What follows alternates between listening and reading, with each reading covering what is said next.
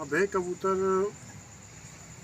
अजमत शाह जितना लंबा है, एक उस्ताद नादिर जितना है, तो अब जो इतना लंबा होगा उसकी हड्डी ऑटोमेटिक लंबी होगी, और जो उस छोटे जिस्म का होगा उसकी गर्म। हम हड्डी को नाप नहीं रहे, हमने पैमाना क्या दिया जो उसका जॉइंट है। अब मेरी बात पहले पूरी सुन ठीक लें, है। बुरा नहीं मानना, बात काट रहा हूँ भाई। देखो अभी लंबा होगा कबूतर, उसकी ऑटोमेटिकली 4 अंगुली से ऊपर भी हड्डी चली जाएगी। ठीक है, चली जाएगी। ठीक है। छोटे जिस्म कबूतर होगा उसकी 4 हड्डी आगे जोड़ तक पहुंच जाएगी, और लंबे कबूतर की जोड़ तक नहीं पहुंचेगी। ठीक है। इसका फिर क्या सिस्टम मैं बनेगा? आपको क्या बता रहा हूँ कि हमने कहीं पर हड्डी की पैमाइश की बात नहीं की किसी भी जगह पर कि 4 उंगली होनी चाहिए कि 3 उंगली होनी चाहिए। अब मेरी 4 उंगलियाँ बनती हैं टोटल 3 इंच, अजमत शाह की तो 2.5 उंगली 3 इंच से ज़्यादा बन जाएगी। तो उंगली किसकी होनी चाहिए जो नापी मैं जाती अपनी है? उंगली की बता रहा हूँ, मैं सुनो ना। आपसे ना सवाल कर रहा हूँ, मैं उसी अभी हिसाब से। देखिए ना, आपकी उंगलियों की जो मोटाई है वो मेरी उंगलियों से बहुत ज़्यादा है। हाँ। तो उंगलियां नापना या फीते से नापने की बात नहीं हो रही, हमने पैमाइश की बात ही नहीं की। हमने क्या कहा, छोटा कबूतर हो चाहे लंबा कबूतर हो, जो जॉइंट है आपका, ठीक है ना, लास्ट जॉइंट के करीब तर हो। जितना और वो चाहे करीब हो 2.5 उतना इंच की अच्छा हड्डी है। बनती है चाहे 4.5 इंच की बनती है, लेकिन उसके करीब होनी चाहिए। अच्छा, एक सवाल और है। हाँ, आपने एक नर उठा दिया लंबा कबूतर था, मादी आपने छोटी उठा ली, ठीक है। हड्डी फिर ट्रांसफर भी होती है? हड्डी आगे बच्चे में देखें, मादी की उम्र क्या है, नर की उम्र क्या है, पहले ही देखा जाएगा कि दोनों में से एज किसकी ज़्यादा है। जिसकी एज कम होगी स्ट्रक्चर ज़्यादा उसकी जानिब जाएगा। चलो आपने मिसाल कर लिया कि मादी बड़ी है नर छोटा है, ठीक तो है। फिर वो हड्डी मादी में चली जाएगी, फिर तो मादी की हड्डी बहुत बड़ी हो जाएगी। देखें, उस मादी में तो नहीं जा रही ना, आगे बच्चे में जा रही है ना। हाँ तो अगर लंबी हड्डी बच्चा खींच रहा है तो छोटी हड्डी भी खींचेगा ना अपनी जानिब। हाँ, तो फिर वो जो लंबा आएगा पठाओ बहुत छोटी हड्डी में आ जाएगा, वो बेकार हो जाएगा। नहीं, ऐसा नहीं होगा। अगर उसकी जो लंबाई की बात आप करें ना हड्डी की, मैं फिर आपसे कह रहा हूँ कि हड्डी की पैमाइश की बात ना करें, हड्डी कहाँ पर मौजूद है इसकी बात करें। अब एक घर है 80 गज़ का, उसमें 10 लोग रहते हैं। एक घर है 2000 गज़ का, उसमें भी 10 लोग रहते हैं। तो क्या वो 80 गज़ वाला कोने में जा करें, बाकी घर इस्तेमाल नहीं करेंगे? मेरा जो कहने का मकसद है कि जो आपकी बोन है, जो चल रही है बोन, जो पोटे शुरू हो रही है और एंड तक जा रही है, और जो ये जॉइंट है, इनका डिस्टेंस आपस में कम से कम हो, कम से कम हो। अब अगर ये भी 4 इंच की हड्डी है और कबूतर की टोटल लंबाई 6 इंच है और एक कबूतर की लंबाई है 10 इंच, उसकी हड्डी अगर 4 इंच है तो एक की यहाँ पड़ी होगी, दूसरी तो नीचे से निकल जाएगी ना। तो मैं वही तो आपको बोल रहा हूँ। मैं वही कह रहा हूँ, कबूतर की बड़ा होना या छोटा होना मकसद नहीं है, इस हड्डी और इस जॉइंट को करीब तर होना चाहिए, आपस में करीब हो।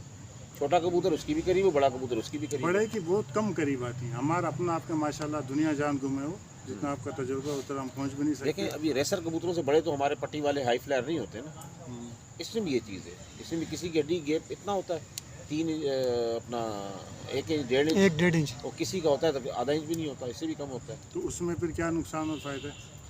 छोटी जिसमें गैप कम से कम होगा ना, उसमें मजबूती और उसकी ताकत, उसकी पॉजिटिव साइंस कबूतर का समझा जाता है। ये अच्छा साइंस समझा यानी जाता है। आपका मतलब है हड्डी बड़ी छोटी नहीं है, जोड़ तक नज़दीक होनी चाहिए। जोड़ के नज़दीक होनी चाहिए। हड्डी को बड़ी छोटी हमने कभी ज़िंदगी में ना कहा है ना देखी है। कई कबूतरों की आपने देखा होगी छोटी हड्डी होती है, वो भी जोड़ के नज़दीक होती मैं है, वही तो बात कर रहा हूँ कि लंबे वजूद के कबूतर की जो है ना हड्डी और कई बड़ी बड़ों की होती है लेकिन जोड़ तक नहीं जोड़ पहुंचती। तक नहीं पहुंचती। वो अच्छा साइन बता रही है, अच्छा साइन अच्छा उसमें साइन ये है कि जोड़ तक पहुँचे ना, पहुंचनी चाहिए। वरना वो फिर बेकार है, इतनी बड़ी हड्डी क्या करनी है।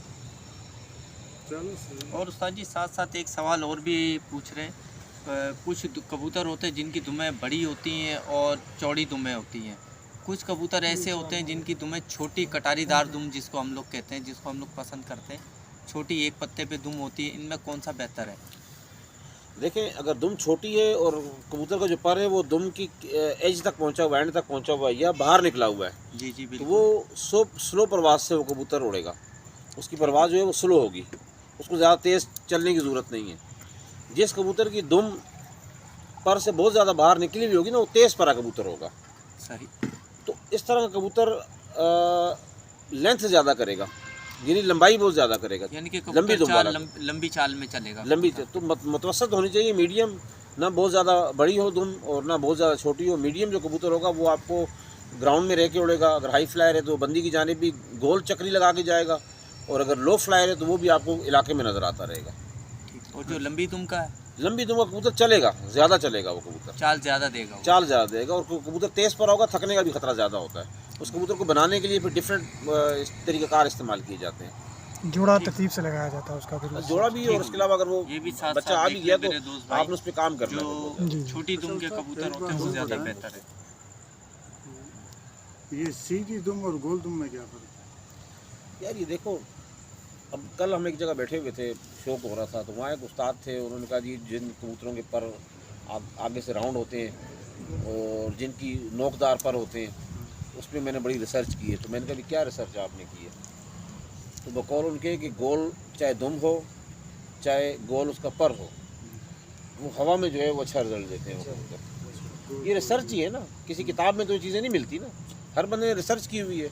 और जिसकी दुम नोकदार हो, जिस तरीके से भी आपने कहा, और जिसका पर भी नोकदार हो, तो वो बंद मौसम में जो है वो रिजल्ट अच्छा देगा। हवा वाला जहाँ वेदर होगा वहाँ वो रिजल्ट नहीं देगा। सीधी दुम हवा में नाकाम है, सीधी दुम हवा में नाकाम है, बंद गोल दुम जो है वो हवा में गोल चलेगी। दुम हवा में अच्छी चलेगी। यानी कराची के हिसाब से। हाँ जी। ठीक हो गया जी, जी, इसके ठीक है। साथ इजाज़त चाहेंगे। थैंक यू, इंशाल्लाह फिर मिलेंगे।